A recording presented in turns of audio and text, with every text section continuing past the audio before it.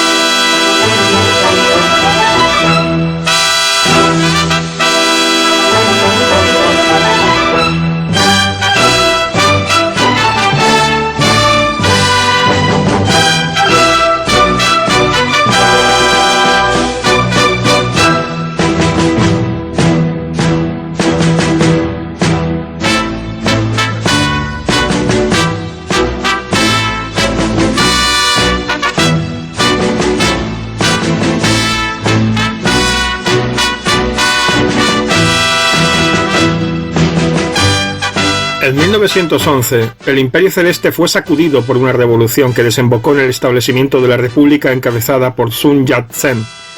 Lo que siguió fueron 3 décadas de caos causado por numerosos y graves disturbios políticos internos. Un clima político tóxico que alimentó los apetitos territoriales del belicoso vecino japonés. Con la abolición del imperio comienza el terrible periodo de los señores de la guerra, marcado por el deseo de los principales generales y señores con fuerza militar chinos de establecer su soberanía sobre los territorios que controlaban y más allá.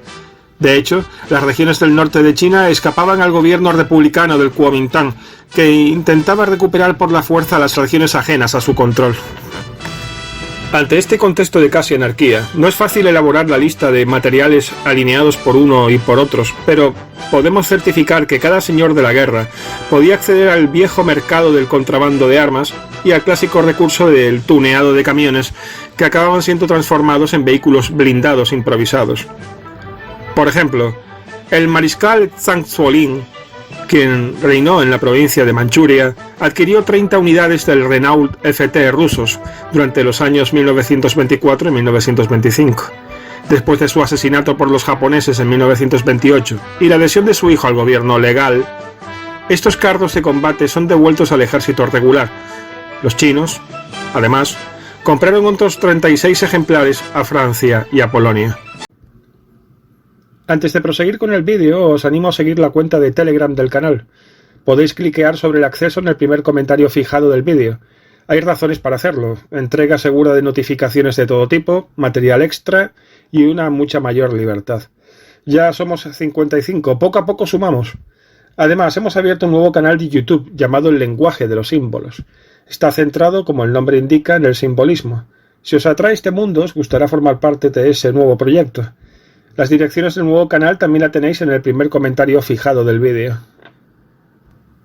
Este clima de guerra civil, que tomó un cariz aún más dramático tras la brutal escisión entre el Kuomintang y el Partido Comunista en el año 1927, favoreció las ambiciones continentales de Japón, que aprovechó el debilitamiento de China para invadir en 1931 Manchuria, que desde entonces pasó a ser un estado clientelar al que se le llamó Manchukuo. Inmerso en una terrible guerra con los comunistas, el presidente Chiang Kai-shek no tiene más remedio que ceder ante los hechos consumados. De hecho, la prioridad del líder del Kuomintang no es tanto expulsar a los japoneses de Manchuria como derrotar a las guerrillas de Mao Zedong. Chiang Kai-shek dedicó importantes recursos, ya que la República China adquirió numerosos vehículos blindados entre los años 1920 y 1930. Su principal proveedor era entonces Gran Bretaña, que acordó venderle 24 tanquetas Carden Joy Mark VI en 1929. Entre enero y marzo de 1932, los incidentes armados provocados por la guarnición de la concesión japonesa de Shanghái, que agravaron aún más las relaciones entre Nankín y Tokio, convencieron a Chiang Kai-shek de acelerar el proceso de mecanización de su ejército. Una vez más, se dirigió a Londres y compró 29 carros de combate Vickers Carden-Joyd Mark I en el año 1935.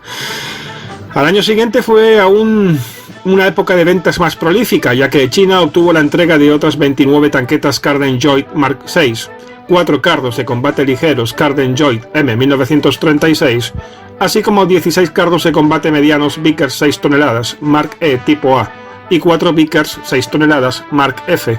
Al mismo tiempo se adquirieron 20 tanquetas Fiat Ansaldo CV-33. Durante 1937, la orientación claramente anticomunista del régimen de Chiang Kai-shek le permitió iniciar un acercamiento con la Alemania nacionalsocialista, que le envió asesores militares y le vendió 10 carros de combate Panzer I modelo A, así como vehículos blindados SDKFZ 221 y 222. Pero a mediados de año, un acontecimiento importante sacudiría las cosas. En julio, el ejército japonés invadió China. El ejército nacionalista y la guerrilla comunista dejaron de lado sus diferencias para volver a unirse contra el invasor nipón. En ese momento el ejército chino desplegó 3 unidades blindadas, el primer batallón, con 32 carros de combate Vickers de tipo diferente, el segundo batallón, con 20 Vickers de 6 toneladas y 4 Carden-Joyd Mark VI, y el tercer batallón, con 10 Panzer I y 20 CV-33, y los angulosos automóviles blindados SDKFZ 221 y SDKFZ 222. Las 3 unidades acabaron aniquiladas por los japoneses durante las batallas de Shanghái y Nankín. A esa debacle de las fuerzas acorazadas chinas hemos de sumar el hecho de que, en virtud de los pactos germano-japoneses, Tokio solicitó y obtuvo de Berlín la retirada de sus asesores militares en el año 1938. Afortunadamente, esa especie de unión sagrada temporal decretada entre nacionalistas y comunistas permitió a las tropas chinas beneficiarse de la ayuda de la Unión de Repúblicas Socialistas Soviéticas.